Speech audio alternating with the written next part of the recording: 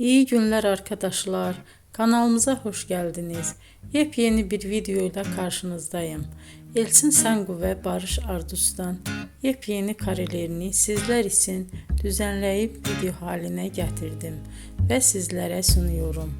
Umarım beğenirsiniz. Elçin Sangu ve Barış Ardus Kiralık Aşk dizisinde birlikte rol almış ve herkes tarafından çok beğenilmiştiler.